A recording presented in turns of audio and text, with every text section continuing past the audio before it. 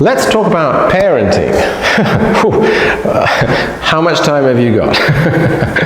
Right, so my name is Octavian Sbarna, and I am a doctor, I'm a psychotherapist, I'm an acupuncturist, and the reason why I'm talking to you is that I'm wanting to bring to you some of the lessons, some of the little bit of wisdom that I've been able to gather in 25 years of clinical experience, whilst blending all these together, right? So like Eastern philosophy, traditional Chinese medicine, modern psychotherapy, and my own style of acupuncture blended with my clinical experience. Because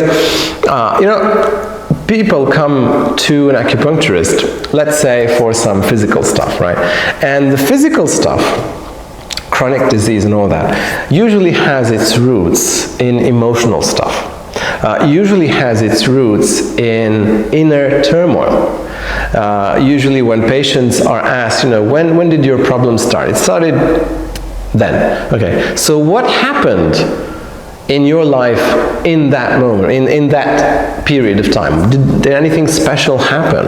And more than half of the patients that I ask this can pinpoint a very, very clear idea that yes, that was the period in which I was very, very stressed about that, or very, very stressed about this, or I don't know, my relationship was ending, or someone dear to me had just died 3 months or 6 months before, or whatever, right? Usually, the answer is like that in more than half the time. In about another third of the time, or a quarter, right, I need to dig a little bit deeper. And then in another quarter of the time, the answer is so painful. They've hidden that thing so deep that they just don't want to admit it. But it actually comes up later on in therapy, and it proves that in more than 90% of the cases, there's a very, very clear association between some emotional turmoil and some chronic illness, right? Now, what does this have to do with parenting? Well, what I'm talking about is relationships. What I'm talking about is inner turmoil, right? What I'm talking about is traumas, right? Now, inner traumas actually have a snowball effect, right? Because inner traumas, first, they make us unhappy. But when it comes to, let's say, relationships in terms of, let's say, man and wife, right?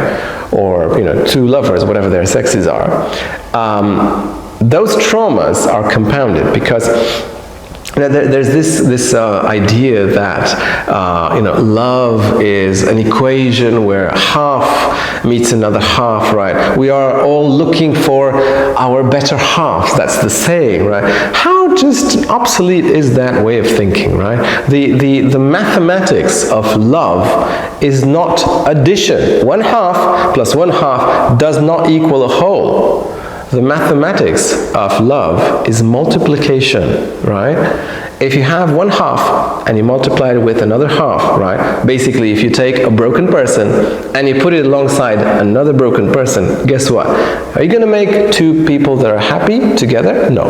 You're going to get two traumas that actually amplify themselves, and you get your trauma and the other person's trauma, and you're going to push your buttons and you're going to be very unhappy, right? Even if one of the people is pretty much okay and the other one is traumatized, the unhappiness of the traumatized person is gonna go also towards the other person, right? So the only way that you can actually be happy in a couple is if both of you work in healing and work in increasing your level of emotional intelligence, which will then reflect into your dialogues, into various other realms, and that is going to make your emotional level of happiness and of balance and of harmony so much better, which in turn is going to contribute to your relationship.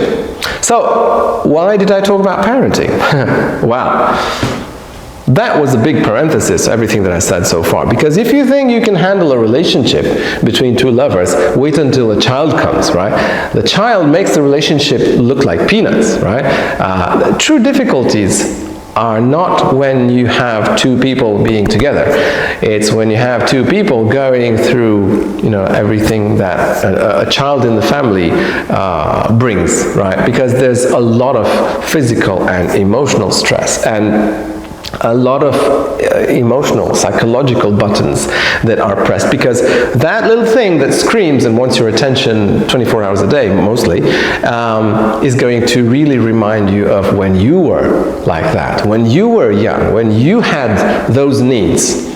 And it's going to a little bit re-traumatize you, or at least push a lot of buttons. And guess what? That's going to do that for both of you as parents, right? And if this wasn't enough, then what happens is that you add to this mix all the notions of what childhood should look like, how people should raise a child, what is okay, what is not okay, what you should be doing, what you shouldn't be doing. And the reason that I've wanted to address this is because I'm going to say something that is very, very harsh, but bear with me, right? In my 25 years as a clinician, as working with people, I have never, ever encountered a subject that can generate more suffering than bad parenting, because it only takes one person to have bad parenting principles that the whole family dynamic is going to be messed up. And from there's going to be a lot of unhappiness, love triangles can ensue, breakups and divorces can ensue, let alone arguments and what have you, right? But if you have the right understanding of parenting, then you have the basics, the foundations for a happy family, right? By the way, in a happy family, what can you achieve? Well, first and foremost, everybody's needs can be addressed. There's this notion that somehow the parents need to sacrifice themselves for the children. No, you don't. If you do, guess what? Your children are gonna copy that. And when they are gonna be parents, they're gonna sacrifice themselves for their children. And guess what? If you're not happy because you're sacrificing yourself, then they're not gonna be happy when they sacrifice themselves, right? Because they're gonna copy you. Whatever you do, they're gonna do the same. So, one way of thinking about parenting is to ask yourself this question. If your children did to their children what you're doing to them, would they be happy, right? It's so much easier to ignore or hypnotize ourselves into the idea that, no, I'm happy, right? I'm happy, even though I sacrifice myself and I have very little time for myself and I put everybody else's needs first, right? Or, I put my child first above everything and before everything, and I'm fine, I'm happy to do that. I mean, what parent doesn't want to do that? I'll tell you what parent doesn't want to do that, yeah? No mother is happy that she's not sleeping. Right? No couple is happy because their needs as a couple are not met. Right? Now, I'm not advocating the idea that you should neglect your child at all. Right? I'm advocating the idea that there is a method to the madness. Right? Meaning, there's a way in which neither your needs, or your partner's needs, or the child's needs need to be sacrificed. There's a way of doing it. But it goes through some priorities, and these are not necessarily very intuitive, at least not by society's standards, right? Society teaches us, or mostly dictates in Western countries, that you should do things in a certain way. We're going to really get into it. I want to save the really juicy stuff for the podcast. So anyway, if you found this interesting, if you found this intriguing, if you found this controversial, if I've rattled you a bit, or if you're actually really interested in all this, I'm going to talk about this parenting stuff in my new podcast, which is going to start on the 8th of April. So we're not just going to talk about parenting, we're going to talk about therapies, which enable you to improve yourself, to work on your traumas, to work on your emotional wounds. We're gonna talk about relationships, what makes relationships good, harmonious, right? Because parenting comes after the relationship, right? You need to have a relationship for parenting to actually exist.